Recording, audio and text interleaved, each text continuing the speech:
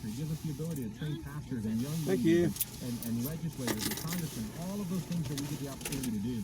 It's because of your donations that's possible. We are your program. So thank you for supporting us, especially during these tough times. And we know it's financially tough on everyone out there. And so when you give, it means all that much more to us. Thank you. We really do appreciate it. Check that out at WalpoWithLive.com. It can be a one-time or monthly donation. Whatever you can do certainly helps us during what we're facing right now. I think we're more hungry now than ever, of course, right? And for constitutional perspective, biblical perspective, historical perspective. So it's really important to get this message out there.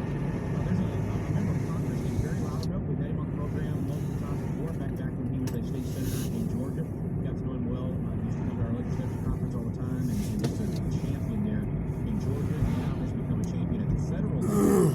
And we really appreciate his leadership and the positions that he takes. Phenomenal stories of things that have happened to he and his family and how he's persevered. And so we want to get a little perspective from him on what is happening in Washington, D.C. right now, how he's dealing with all of this, and maybe even some specific questions for several of you that may ask me questions about how the relief package is going to work. So we may dive into some of those details with them as well. We're going to take a quick break. When we come back, Barry Loudermilk, Congressman from Georgia, will be with us right here on Walpo's Live.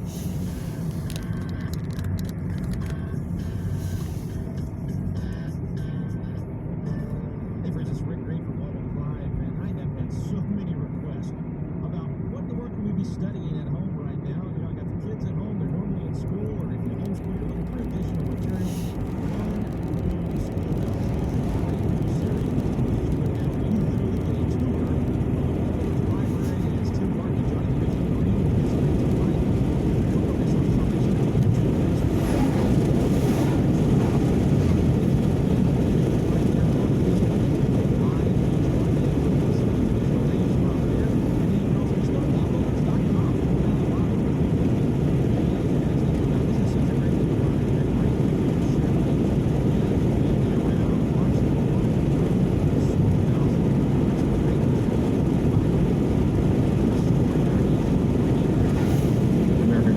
In the first place. Check it out, One Room Schoolhouse at walpoverse.com.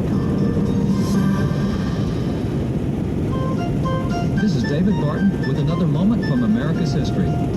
It is a definite biblical teaching that every individual will answer to God for the stewardship with which he was entrusted.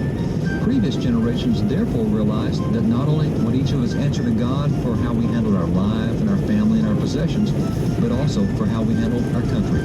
Consequently, voting was considered an act for which we were directly accountable to God. As Samuel Adams explained, let each citizen remember at the moment he is offering his vote that he is executing one of the most solemn trusts in human society for which he is accountable to God and his country. He should then appeal to his conscience that he has not trifled with that sacred trust. Voting is a serious responsibility for which Christians will answer to God. Therefore, make sure that you vote and vote biblically in the upcoming elections. For more information on God's hand in American history, contact Wall Builders at 1-800-8-REBUILD.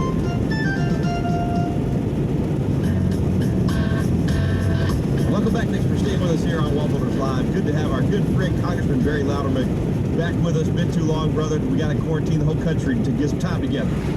Unfortunately, that's the way it is. But hey, it's always an honor to be with you guys. Well, we appreciate you. Appreciate your service. And David Tim thought, hey, let's get Barry on. Let's kind of get caught up on a little bit of the response to the bill, the stimulus, the things that are happening in Washington, the response, and just kind of get your thoughts on where you see this thing going. We had some questions from our audience about how some of the specifics of the bill are going to work, so we can dive into some of those details. But first, just in general, how are you and your family doing?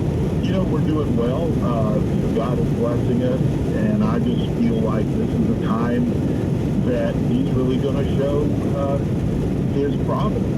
It's another moment in our history that I think we can actually go back and share with our grandchildren of how God has taken something like this and used it to make America stronger and the church stronger. And so I think we're going to come out of this. We're going to be strong as a nation if we stick to those basic principles and ideals that our founders gave to us. And I think we've done a pretty good job of that from a federal standpoint so far.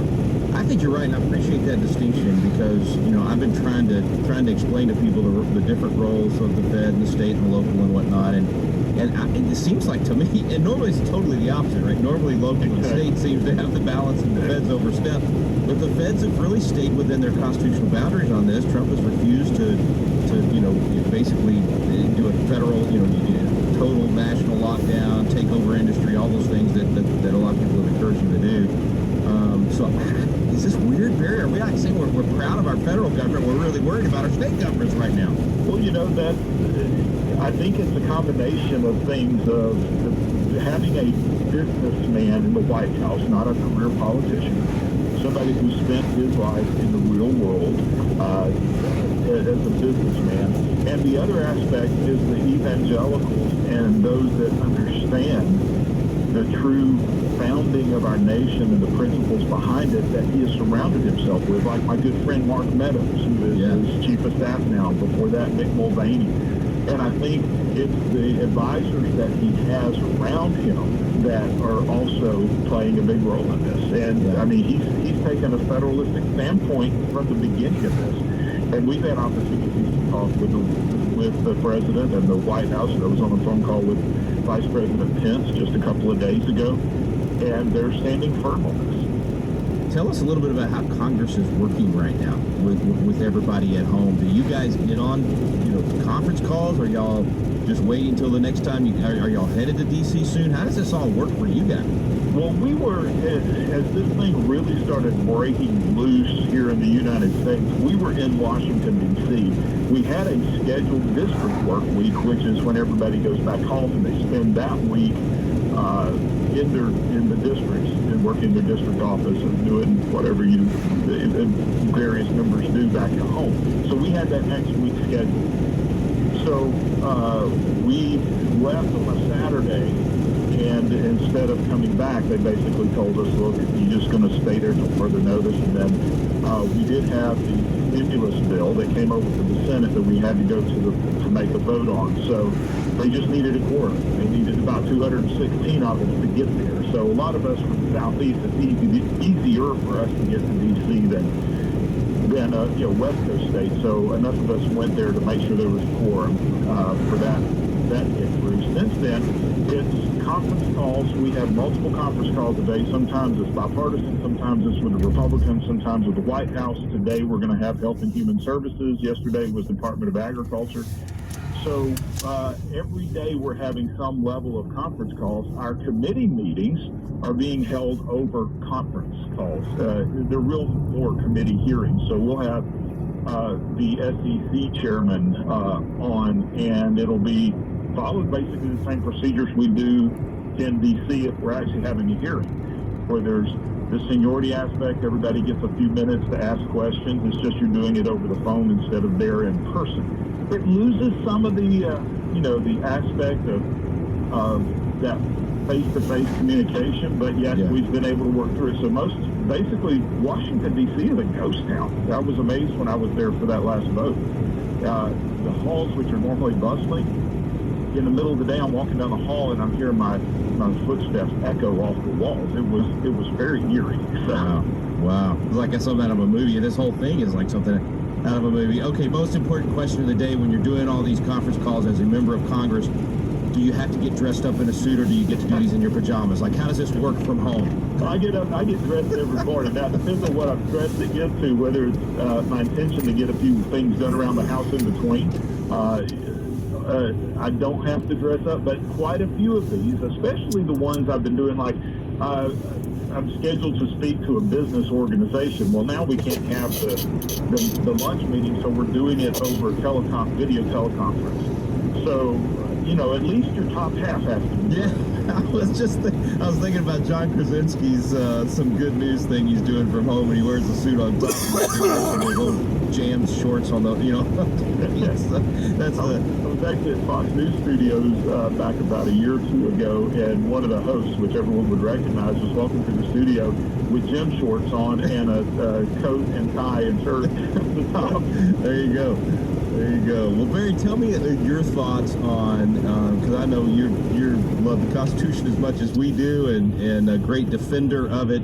What do you say to folks at home right now about the proper role of government in a situation like this, and where is that line as far as how far we should go or not go, and how we get back to a life of normalcy? That's a lot of questions in one, but just your general thoughts, man. I know you had to have been mulling this thing over. No, absolutely. For every aspect of it, and what helps is, and I've communicated a lot with David on this from a historical standpoint. There's not an aspect of what we're going through right now that we haven't had some example of in our history, and how do we respond to it. I mean, I went to a local grocery store recently, and they're rationing eggs and milk, and that happened in World War II. We've been through rationing before. We've been through what government imposed rationing. This is just the free market doing it. Right. So we've been through aspects of, been through economic collapse, we've been through pandemics. So we do have some historical perspective. There is always a balance. You're looking at the Constitution as it applies to defending our liberties and preserving the Constitution. And so there were facilities that our founders, in their infinite wisdom, which I believe was providential, is they gave ability to know that there would be extraordinary times that we would have to go through. And this is one of those, in that limited powers would be shifted to the executive branch during that time period, which is basically what we've done, even with the stimulus bill, and given the executive branch more latitude to make temporary decisions in the face of an emergency. And so even as you guys say, okay, here's this pot of money, and generally where we want it to go, we're putting some trust in the executive branch and those agencies to administer the spirit of the law in what we've done, because we had to do it that fast, that type of thing. Exactly. And one thing that stood into the stimulus package is a sunset provision, which is either at the end of the declared national emergency or within 1 year type thing. So yeah, it's for a specific set amount of time, but we still have the oversight. And that's one of the good things about so many conference calls. The administration is keeping us well in the loop of everything that is going on. So, yeah, I think for the most part, there's aspects of the stimulus bill I don't like. But yet, it's been, for the most part, very narrowly focused from the federal level. A little more concerning from some of the states and actions that have been going on there, but that's a government that's closer to the people, and they can respond more effectively. Right, totally, and I completely agree. And I definitely have some problems with some of the state actions, but as far as what the feds have done so far, I've been thoroughly impressed with how the president has handled this. Let me, I hate to get too far in the weeds, but we did have some customer questions about this. The individual checks that are going out, my understanding is it's 1,200 individual, 2,400 if you're married and filed jointly, and 500 a kid that goes out. And one of our listeners said they were concerned that their 17-year-old kid, there would be 500 for the 17-year-old, but not the 18-year-old who's in college. Does the 18-year-old then get the 1,200? I don't know if you've gotten that far in the weeds on this thing, or if they've given you much guidance on this, but some of our listeners are asking about it, and I guess we won't really know till all of that comes in the mail over the next few weeks. But any guidance on where we can go to learn more about it, or do you just know off the top of your head? Well, some of that aspect, like the actual checks that are coming, are there's more law and precedent to that than there is like this Paycheck Protection Program. That part's being rolled out, and they're literally modifying the rules day by day as the banks who are making the loans are coming back and saying, "Hey, here's a problem." This is incredible the way this thing is working. The way that they did these so-called stimulus checks going out is, we don't want to the government just randomly send money to people, right? I mean, we don't want to go down the road of socialism. So what we looked at is, can we actually give an advance tax credit to taxpayers, and even expand that a little bit? So what is it's actually a tax credit. I mean, you've seen the federal government do that during natural disasters like Katrina and others, is given additional tax credit to people that are affected in that area. That's what we did nationwide. There was already law in place specifying who can get these tax credits, and it's the child tax credit law. So this thing was attached to that, so we could get it out very quickly. And so the rules governing it have already been in place for quite some time. And so, there were questions like, How come one child can get it and another one can't? Well, some of it is, and keep in mind, this is the idea to supplement somebody who has been out making an income and all of a sudden doesn't have the income. And so, or the families and those who are taxpayers. So if you filed your 2018 or 2019 taxes, you're automatically going to get a check just from where you filed taxes. If you haven't done the 2019 yet, since the deadline's been extended, many people are waiting, they'll use your 2018 filing. And so, as far as the children, if you have a 16-year-old that you're claiming as a dependent, then that child should be getting the $500. But if you're not claiming them as a dependent anymore, and they get under the child tax credit, 16 is the oldest that you can get that tax credit. Okay, so that's why the cutoff is 16 years old. Gotcha. Now, a 17-year-old, if they have taken a job, let's say you got a 17-year-old who has actually started in the workforce just this year, hasn't paid taxes yet, they can actually, there's a facility where they can apply.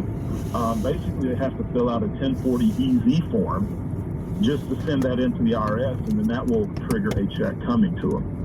And so the same thing with anyone who is not a minor anymore, even that may be part of the household, they can actually file and receive some of that income. I got you. So they might have started working in January or February of this year, so they wouldn't have had a tax return from last year. But then they can go ahead and go file basically an empty 1040 easy that says I didn't make anything but get me on record, and then they would receive one of those. The exemption would be is if the let's say a 17-year-old is actually being counted as a dependent on the married couple who are filing. Yeah. Then they wouldn't be eligible to get really either. So it's kind of a catch-22 when you're in that 17, 18-year-old range. Right. But if they were filed, if they're not claimed as a dependent, and you'll file a 1040-EZ saying, look, I'm really here, I'm in the workforce, I just haven't been able to file my taxes yet, they would be eligible to receive the check as well. Well, and I would think as big and bulky as this is, and as quick as there's going to be problems, and there needs to be some level of patience and grace in how this is going to be roll out and play out, and us keeping our joy despite the crisis that we face. And that's really what I'd love to close out with, Barry, is just how do you keep you've been through some extremely tough times that we've talked about here on the program. So what would you say to all the folks out there that they are facing potentially financial collapse of their business? They're just looking at tough times, and we've faced tough times before, but maybe not our generation like what we're facing right now. How do you encourage people to get through this? I would say pick up the scriptures and look at what God said. I mean, Jesus told us, don't be concerned about tomorrow. Be concerned about today.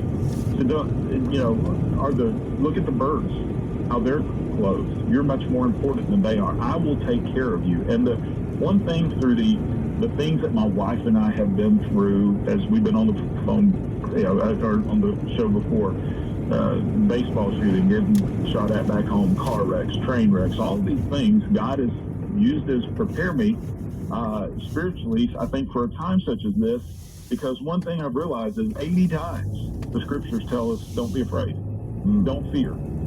And that we are to take joy in the tribulations and the trials that we go through, because it is God teaching us, and we will learn. We'll become experienced. We'll become perseverant. We'll be able to persevere almost anything. And so that is God making us leaders for His kingdom. And so, put your faith in God. Look, He owns all this. We don't own any of it, and He's going to provide for us. People that are worried about the mortgage, the banks have been told to allow deferments or forbearances. People are worried about the rent. The apartment owners are working with them. Look, this is where community comes together. And this is where I think God is going to use this to actually set forth leaders of this nation, not just in a political sense, but in a philosophical and a spiritual sense going forward. So good, so good. All right, last thing, Barry. When this is all over and you can leave your house, what's the first thing you're going to do? What's the first place you're going to go to? Fun thing you're going to do? What's the plan? Well, we've been talking about that, and I'm either going to go shooting or I'm going to go fishing, I think, you know. And so we keep picking out these places that we're going to go and just spend the day shooting or four-wheeling or doing something outdoors. And so, and probably eat in a restaurant instead of just going getting curbside pickup. There you go. There you go. Love it. Very appreciate you, brother. God bless you. Thank you for your service in Congress. We appreciate all that you do, man. All right, Rick, we appreciate y'all. Thanks. Very special thanks to Congressman Barry Loudermilk for coming on and spending a significant amount of time with us. Hard to get a member of Congress to spend that much time with you. Again, people pulling him from all angles, but I guess now that we're all stuck in our homes, he has more time. But I really do appreciate the Congressman. In fact, we were talking off air about how we both feel like we have less time right now. We thought we were going to have all this extra time during all these unconstitutional lockdowns, but all these lockdowns where everybody's staying home. And in fact, we were both saying how we're putting in more of these long days and full days than we were doing before the coronavirus. So it's just kind of part of the situation, and certainly he's having to do a lot from home to deal with what's going on in Congress and in his state as well. Hey, listen, we appreciate you listening to Wall Builders Live. We hope that it is a benefit to you and your family. We know it is based on your emails and calls and the thank yous that we get. As people listen to truth and reason, it so much helps to put everything in perspective. I used to get so high and so low, high when the times were good, low when the times were bad. And one of the best influences of David Martin on my life was just kind of this even keel, this steady, look, God's in charge, duty is ours, results are God's, but we don't let those highs and lows control us and control our emotions. Instead, we keep our eyes on Him, and we do our duty, we do what He's called us to do, and every day we just get back at it. And that attitude, that mindset over the last 20 years, believe it or not, finally I hope gotten through, and I'm so thankful for the Martin family and Wall Builders and that perspective that they have brought to the culture.